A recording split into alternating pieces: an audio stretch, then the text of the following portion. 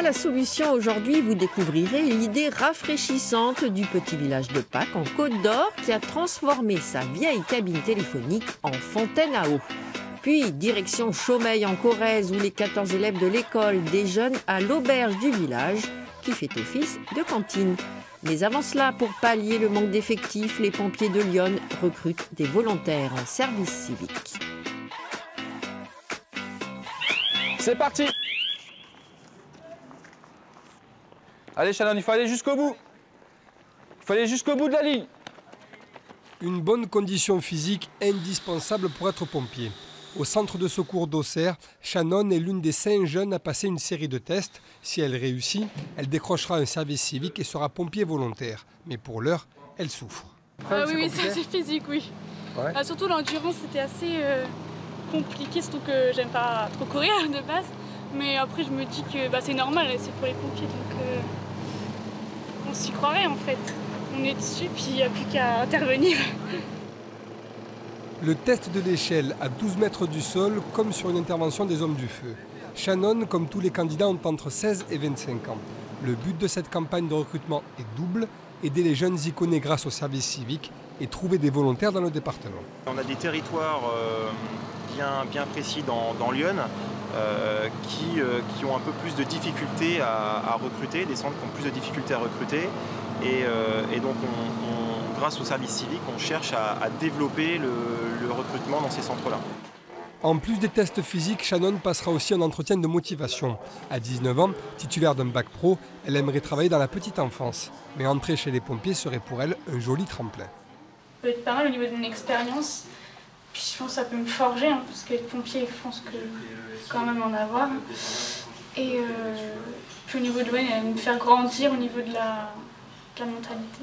Comme Shannon, ils sont 30 en tout à passer les tests de recrutement à Auxerre ou à Joigny. Au final, 10 d'entre eux décrocheront un service civique et s'engageront alors comme pompiers volontaires. Victoria. Eux aussi veulent s'engager dans la vie active. Les personnes handicapées ont souvent du mal à trouver un emploi. Pour aider les candidats dans leurs recherches, l'organisme Cap Emploi diffuse leur CV sur de grands panneaux lumineux. Sur les panneaux lumineux en bord de route, des publicités, mais aussi, chose inédite, des CV. Ceux de personnes handicapées en quête d'un emploi. Une idée mise en place depuis une semaine par l'organisme Cap Emploi. On a une action de proximité, une offre de service qu'on développe auprès des employeurs mosellans, mais tous ne nous connaissent pas encore et tous ne se sont pas encore intéressés à l'emploi des personnes handicapées. Donc l'idée était effectivement de pouvoir aussi attraper des employeurs qui ne nous connaissent pas encore. Toute entreprise, publique ou privée de 20 salariés au moins, doit embaucher 6% de personnes handicapées. Pourtant, Johan, paralysé de la main gauche, ne trouve pas d'employeur dans le secteur du libre-service. Il a choisi d'afficher son CV en public pour montrer sa détermination. Petit port de charge, plutôt fruits et légumes. Ça fait 2 ans que je ne travaille plus et je suis très handicapé. Je suis très handicapé de la main gauche et j'attends. Séverine aussi est dans l'attente. Son CV a fait partie des 5 premiers à être diffusés.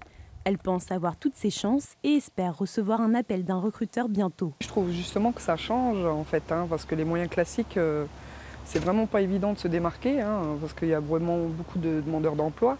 Au total, 30 CV, 5 par semaine, défileront à la vue des automobilistes pendant 1 mois et demi.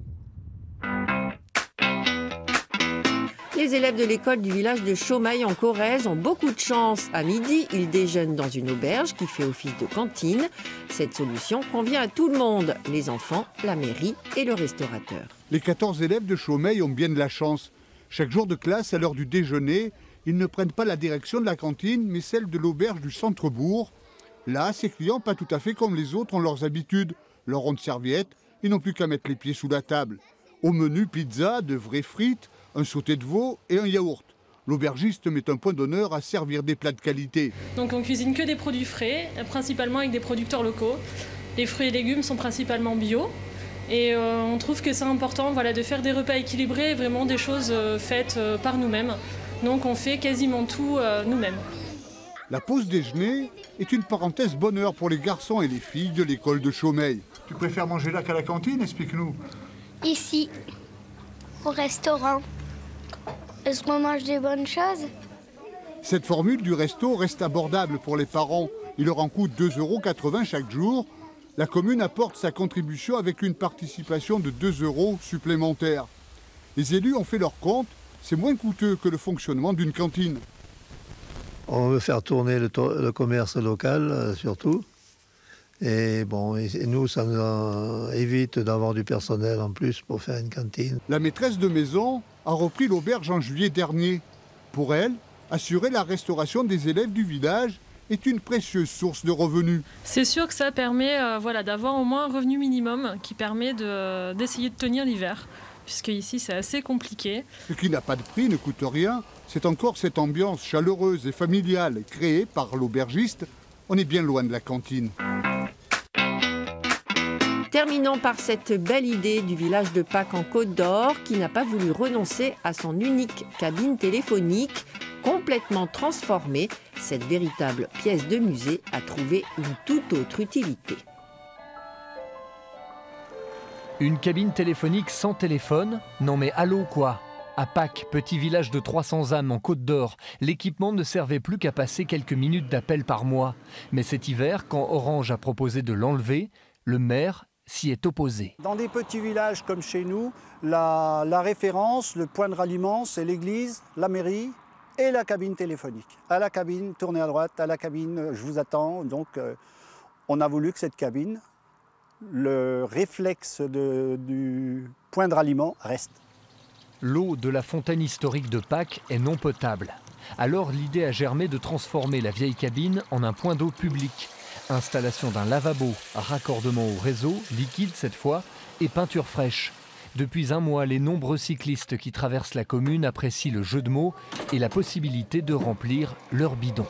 Autrefois, il y avait des fontaines pour se ravitailler, donc les fontaines ont disparu quasiment, on n'en trouve presque plus. Donc c'est une bonne idée, oui, qu'a eu la commune de Pâques, oui, d'installer ça. Surtout qu'il passe beaucoup de cyclistes dans le secteur, donc ce sera très apprécié par tous les cyclistes, cyclotouristes. Énormément de retours de la part de nos amis cyclistes et de personnes qui viennent visiter Pâques. Au moins, on leur offre le verre d'eau de l'amitié. La mairie n'a investi que 250 € dans ce projet insolite qui fait coup double. Le village garde sa cabine et améliore son accueil et son image.